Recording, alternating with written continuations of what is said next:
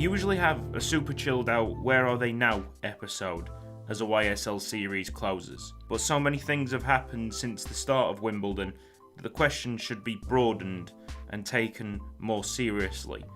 Where am I now? Or where are we now? In general, Wimbledon has been a success. I'm not going to go into much detail, but from my point of view, the quality has stayed incredibly consistent throughout. However, so many lessons can be learned and actions will be taken so YSL continues to improve. There's also been things well out of my control that have opened my eyes up to how fragile I am and how reliant I am on YSL currently. It would be great to recall all of this in chronological order so I could give you a grander sense of the mess behind the scenes, but it was such a car crash that at stages my mind couldn't process what was happening. Days just blurred into weeks. So from the very top, we begin this series with the knowledge that I'm eventually going to lose my part-time job. I had this news for 7 months and honestly thought the chances of me losing my external income before Christmas were incredibly low. Even so, I was ready for the jump. It didn't faze me that much. My Patreons had my back. Turns out they had way more than my back, because my big mistake this series was completely undervaluing one of the tiers. The $2 customization tier was expanded and now offered the ability to add a Wonder Kid into the save, something instantly popular, equally instantly regrettable. Each player took around 20 minutes to complete on average, and we did over 40. After surviving Macclesfield's ethnicity fixed marathons, this was like shooting myself in the foot and then swiftly applying acid to the fresh wound. We stumbled through most of it, but at the expense of other Patreon rewards put on the back burner. I know that these people are mainly there to support me, but the patience shown has been stunning and I really can't thank them enough. It wasn't that far into the series when I started to notice something worrying over on Twitter. Some player accounts inappropriately tweeting. You see, Macclesfield Twitter wasn't exactly smooth sailing, but there was a distinct respect that was completely lacking with Wimbledon. Wrong people in control. Many of the characters didn't have a personality. It was so one-dimensional, offensive, rude, and at times even political. Of course, there were some exceptions, but even they will agree that it's been a complete shambles. In terms of making an impact on the series, it would have been nice to feed off the Twitter and develop stories, but we moved so quickly to a stage of self-preservation, assuring badly run player accounts didn't ruin YSL for others. I lost my job in November. You probably know how emotional all of that was.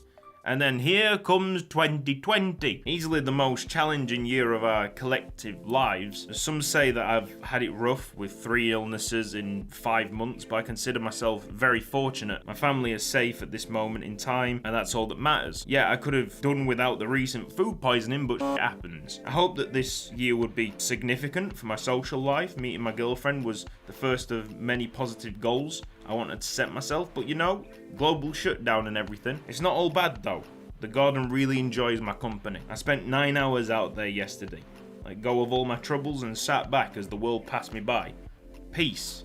Apart from a fleeting visit at Christmas time, I hadn't been at peace since the start of Wimbledon. I don't appreciate it enough. Many probably take it for granted. While I've got a hold of it, I might as well try and keep it. Hence this deep dive behind the curtains. Let's leave no stone unturned. First and foremost, the incident was always intended to be unveiled at the end of the series. People asking about it during the series seem unaware that they are watching the incident unfold. The managerial battle between Jackson and Durante. I would have liked for MK Dons to be more competitive, but they weren't. Does it harm the end of the series? No. The lack of comment section reads is totally on me. You now know how hectic things have been, but even so, the comment section is a wonderful moment in any YSL episode, and well, I shouldn't really have thrown it away like I have done in this series. Let me apologise in the best possible way. How come Cutsy gets the awesome named regens? It's pure luck. I have a mate on Discord that watches me progress into a new season. I guess some seasons are better than others in terms of names. But you know what? After having a first-hand account of Macclesfield and Wimbledon, I'm pretty sure that every single save out there has a great name. You've just got to search for a long, long time. I'm sure there'll be one. Never, please, never sell knitting help, please. Do we need to phone for some kind of emergency service? Cutsy, can you please tell us how to stabilize graphics on Dell Latitude E5450 with Windows 10 plus stabilized color? Please help. Trev, do I look like I work in IT support? Don't answer that. Great names don't make great characters.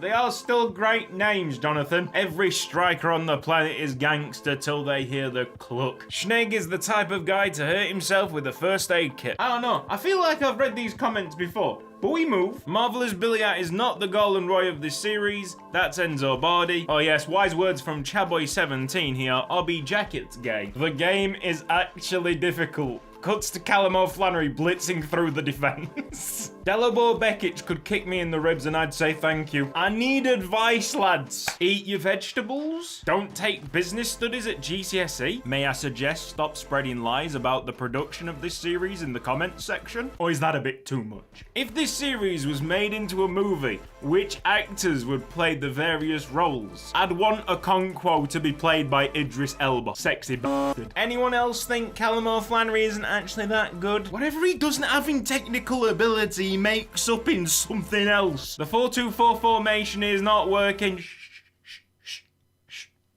This is Youth Squad Legends. The 4-2-4 formation stays. This is a genuine question, not an insult.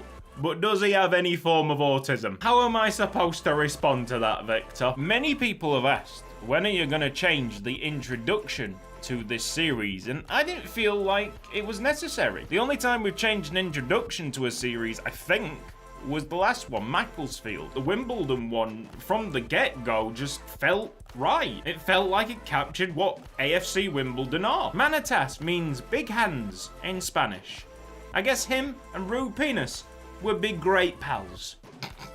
Very nice. The real Luke Gavin got a very convincing answer to his question, and I agree with all the replies. Oh, yes. Ollie on tour. As I was going through the comments, my Chrome browser was freaking out. I don't know, it just doesn't like YouTube for some reason. And instead of pressing read more, it decided to open Ollie on Tour's YouTube channel, which, you know, sometimes happens by accident and you click off immediately, but that channel art, it's an absolute masterpiece. I'm totally invested. He's doing his own thing on YouTube, bless him. I'm not too sure about your choice of football team, mate, but all the best with it. And I'll put a link down in the description to Ollie on Tour's YouTube channel. Just say that Cutsy sent you. He's only a kid, so be nice. The future's bright, the future's chatto. I watch ads for Cutsy. Reese, yes. Hey Cutsy, how old are you actually? As if I've been lying about my age, I'm 27. Obby Jackers is better than Erling Haaland. Cracking transition because I was sent this on Twitter by a guy called Jake. He's rewatching Lincoln YSL and he saw this in episode 21. Haaland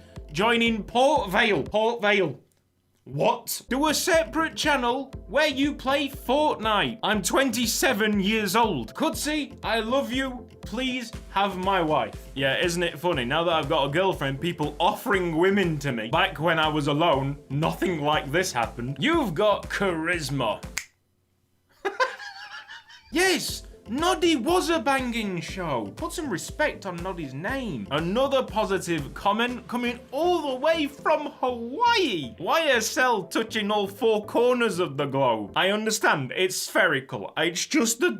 Shut up. Mikel Okonkwo is fueled by sick. Boris is my favourite player of this series. Yeah, I got that feeling he was a fan favourite when Obby Jackers began to push him out of the first team. It's been a balancing act, but something that I'm rather happy with because Boris still has put in some great shifts. He's a very important player for Wimbledon. I think we've done a decent job.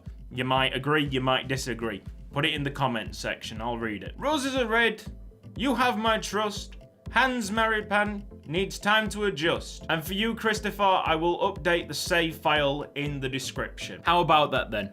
Nothing like tying up some loose ends at the end of the series. I'm not going to sit here and say that everything went to plan, but I'm satisfied around 95% of it did. It's only the couple of illnesses I've experienced since March that have really thrown me off track. But that's life, isn't it? Everyone gets sick. I could perhaps get in front with recordings to help myself, but I love experiencing the series with you. I'm sorry that I might not have met your expectations surrounding some aspect. Hopefully my story today gave you an explanation or recognition of my time constraints. I want us all to be on the same page for the last few episodes as we cheer the boys to glory. But enough about the current crop, let's load up FIFA and have a good laugh at Limpendry. I've not taken a look at this yet. I hope that there's some surprises. I hope people have moved on to bigger clubs. To help us unveil everybody's overall, we got the live editor open. Okay, we're ready to go. First up, As Like Salt. Where is As Like Salt? He's still at Preston. Hi, yes, someone did point this out, and it does look very, very strange. It's something to do with the graphics mod. They did fix it at one point, and now it seems to be back. It doesn't bother me that much. Okay, I lie, it does bother me. Baptiste Rippart. Who remembers this guy? Baptiste Rippart is a Al Fateh. I beg your pardon. Brian Asher. Oh my goodness. He's now 22 years old. He's playing for the MK Dons, 84 overall. What are they doing? How have they not got promoted? Casey Holland. Shout out to Casey Holland on Twitter. What are the good guys? Also an 84 overall at MK Dons. £63,000 on the wage. Oh, imagine the cheese you can buy with that. We already know where David Tully went, but that's confirmation. He's at Chelsea right now, a 24-year-old central midfielder, 85 overall and not as good as Django Swenkles. Dylan Booth at MK Dons, 89 overall. Eden Payton at Beijing Guan. Why is he there? His contract's expiring in 8 months. I don't know if I sold him over to China. It's a very strange career move. Edgar Diskerud didn't get much of a chance. Okay, Copenhagen. That just seems right. I don't know why. Elvis Benoza at Strasbourg. He did promise a little bit at some point, now at 71 overall. Yeah. Felix Zander. Is he still at Chelsea? Valuation £84 million. Did I just make this player up? I can't remember him. He's very good. Playing for Sparta Rotterdam now. Surely that's not the right player. Who is this? Is it bad that I don't know who this is? My guess is that he's a free agent that we used as some kind of bargaining tool. Moving on, I remember the next player, Florence Spampman, also playing for MK Dons at 83 overall. You shake your head in disbelief. Sold in episode 63, Guy Marcelin Pangop hasn't really had the chance to move to a big club, especially with an overall of 65. I never thought I was going to be doing this, but I want to appreciate Jan Albrecht, because if he wasn't so terrible, we might have been giving him a chance instead of signing Obi Jackers. Still at Hull City, 70 overall. Kamal Timsina, where's Kamal at? I think we sold him to FC Tokyo. It doesn't feel like much of a surprise. Actually got really decent acceleration and sprint speed now. Kirill Bondarchuk, Minnesota United. I'm sure he's really enjoying the MLS life. How about Kossi Wamplu? Clement Foot, 66 overall. He wasn't that great. A name that's a blast from the past. It's Leighton Adams, who's playing for the MK Dons at 81 overall. Why? Oh, next one. It's Lynn Pendry, 79 overall, playing for the MK Dons. Didn't get promoted. Manny Andrada, Real Madrid. Oh. Says here that we released him in episode 39. He's been picked up by Real Madrid. That's quite the upturn. Respect. Fair play, Manny. We have ourselves a surprise. Miron Cosmo at the MK Dons, 78 overall. Who remembers this Don? He had one game for Wimbledon. He was so bad in the net, conceded like 3 in 30 minutes, that I pulled him off and sold him. Let's take a look. He's at Morecambe, 60 overall. When we did sort out our goalkeeping problems, we picked up a second choice goalkeeper called Patrick Andreasen. He's playing for Magdeburg at the moment, 70 overall. Pretty solid keeper him. Randy Kunde, the right winger for John Buck Hyundai. Yep, how about Reese King? Central attacking midfield, 19 years old, playing for the MK Dons at 81 overall. I don't understand. They have all the tools. Renner,